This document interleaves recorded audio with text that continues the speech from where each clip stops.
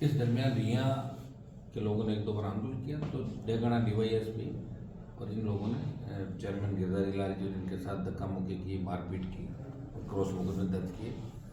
मेड़ता के अंदर कांग्रेस पार्टी इस जिले के अंदर राजस्थान में सोई हुई है, विपक्षी भूमिका राष्ट्रीय लोकतांत्रिक पार्टी निभा रही है। परसों हमने रैली करी। बजरी माफिया जिस तरह माइंस को 7-7, 8-8, 10-10 फीट तक पहुँच रहा है, 8-9 मीटर तक चला गया कई जगह। अब एक स्टोव जो उन्होंने पत्र उसके बाद अवैध किया, सारा सुबह शाम को 6 बजे से लेकर सुबह 6 बजे तक शायद खनन नहीं कर सकते। इन्होंने सरेआम गुंडागर्दी करी यहाँ पर, जो भी बोला उसको पुलिस के माध्यम से डरा धमका के बंद की। बजरी माफिया के आतंक के खिलाफ हमने परसों रैली करी शनिवार को, और सुबह 5 बजे आज हम वेट कर रहे थे। एक मुद्दा हमारा ये था, बजरी चला, बजरी की जो भी इलीगल गतिविधियाँ हुई उन पर रोक लगे और उन पर लगाम कसी जाए, उनकी जुर्माना हो, मुकदमा दर्ज हो, गलत रवाना गलत रसीद बुक पर छपा के जिसको वेट कर रहे हैं बजरी को, इसको लेकर भी कई मामले में दर्ज कराएं।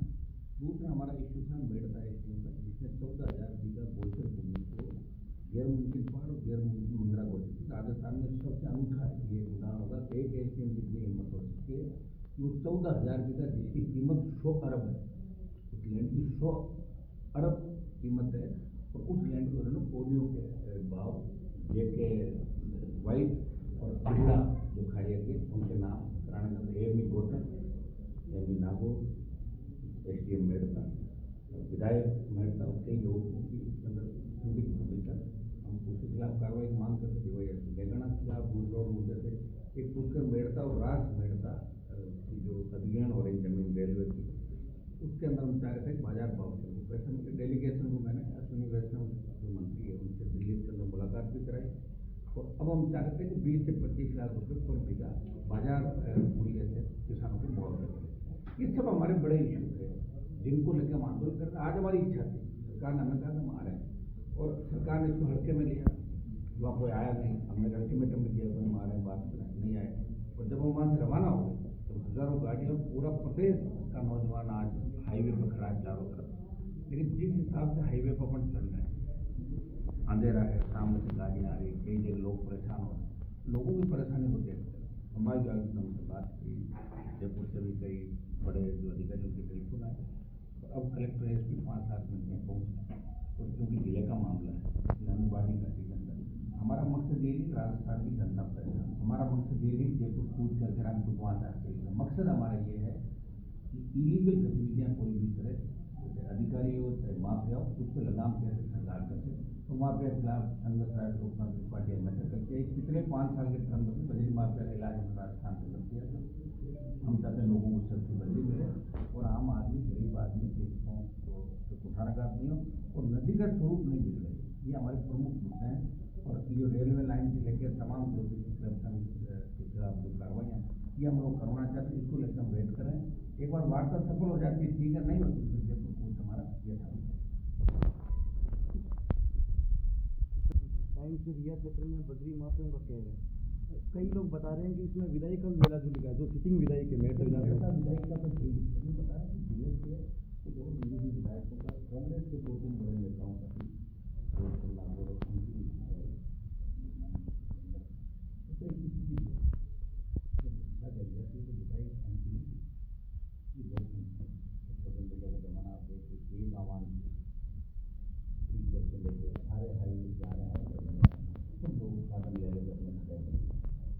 राजधानी में रात को राजधानी को जाम कर दिया।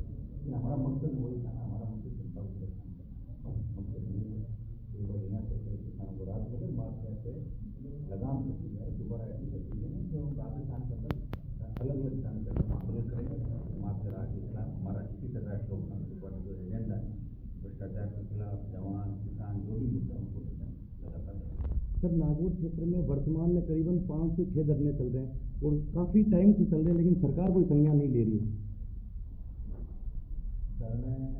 अलाई पंचायत समिति सरकार के अंदर दिक्कत ये है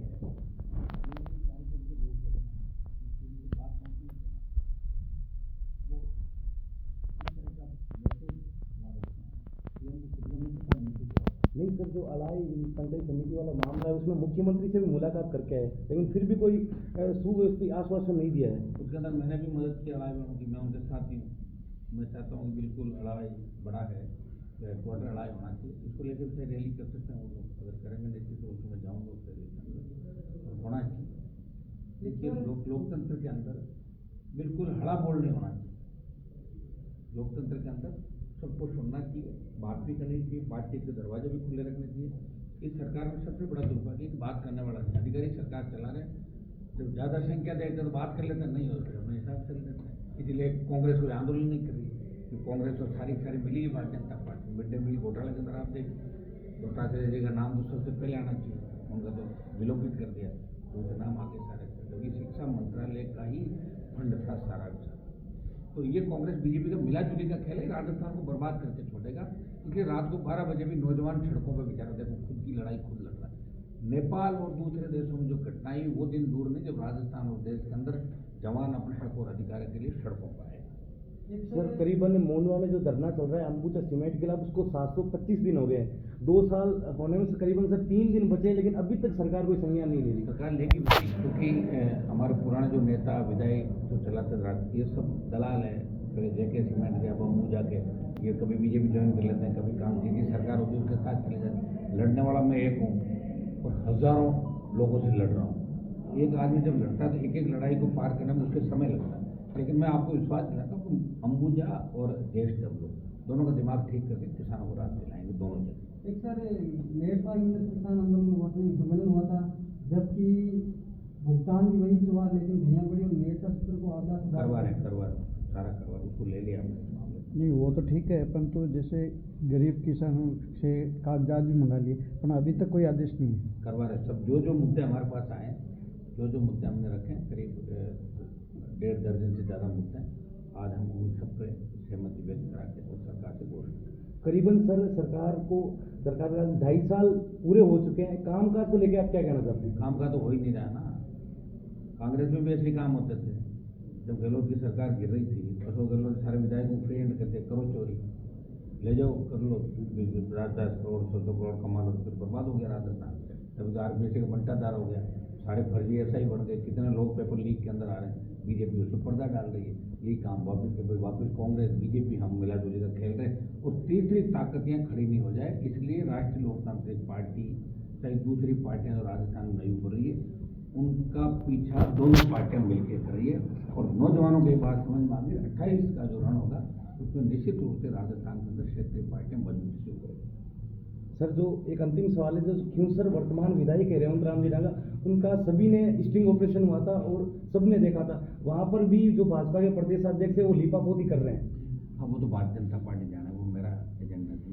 हमें तो चुनाव, क्योंकि जनता ने इस बार मौका नहीं दिया कांग्रेस के अंदर, 23 का चुनाव तो मैं ही जीता था, लेकिन बाई इलेक्शन बीजेपी जीत गई, कांग्रेस उनकी गोद में बैठ गई। मोदी जी का ये नारा है, 0 टॉलरेंस भ्रष्टाचार, न खाऊंगा न खाने दूंगा, वो तो प्रधानमंत्री चिंता करेंगे बात, बीजेपी के लोग चिंता करें। लोग 28 में इसको इशू बनाएंगे कि बीजेपी के विधायक किस तरह रिश्वत लेकर पकड़े गए, बीजेपी ने कुछ भी नहीं किया। ये मेरे पे थोड़ी आरोप लगे, तो बीजेपी में आरएलपी का विधायक है नहीं होता है, अभी तक निकाल देता। वो भाजपा जाने कांग्रेस जाने जिसकी एक विधायक है, तीसरे वो जाने जिनके, चौथा वो जाने जिनके हैं। तो जब बीजेपी का विधायक पकड़ा गया उसको तो किस तरह बेइज्जत करके जेल में डाल के वो किया गया, लेकिन अब जब बीजेपी कांग्रेस और दूसरे विधायक है तो भारतीय जनता पार्टी को कार्रवाई करनी चाहिए, इसको अदर जोन में नहीं लटकना चाहिए। भारतीय जनता पार्टी का जबरदस्त गलत मैसेज आम जन के पास जा रहा है। जो नया वोटर आ रहा है ना, वो बीजेपी कांग्रेस को नहीं, वो काम को तरजीह देगा जो राजस्थान को आगे लेकर जाए, उसी के साथ नया वोटर जुड़ेगा राजस्थान। सर आने वाले समय में नगर निकाय और पंचायत समिति के चुनाव आने वाले हैं, तो राष्ट्रीय लोकतांत्रिक पार्टी की क्या स्थिति रहेगी? देख रहे हो ना, रात को 12 बजे राष्ट्रीय लोकतांत्रिक खड़ी हाईवे पर 100% सारे चुनाव लड़ेंगे बिना समझौते, न कांग्रेस से समझौता होगा न भाजपा से। और राष्ट्रीय लोकतांत्रिक पार्टी पिछली बार भी 18 में चुनाव लड़ी थी, 20 के अंदर, उस समय हमारे 5 प्रधान और करीब 12-13 जिला परिषद वार्ड जीते थे, एक म्यूनसिपलिटी के चेयरमैन भी आए थे, और हम पूरी ताकत के साथ राजस्थान में लड़ेंगे। इस बार ज़्यादातर नौजवान और जो हमारी महिला हैं उनको मौका देंगे, और आरएलपी का इस बार जबरदस्त तरीके से लेयर 28 और पंचायत निकाय चुनाव राष्ट्रीय लोकतांत्रिक पार्टी बड़ी ताकत बनकर राजस्थान में शुरू। सर यहाँ बड़ी बस स्टैंड में नरेश पारी की दुकान आ रही थी, इसमें सबसे ज़्यादा मुआवजा भी लिया, 40 फुट की जगह 18 फुट करवा दी इसमें। अब मेरे देश में कौन है नरेश पारेख? मेरे को इतनी जानकारी है।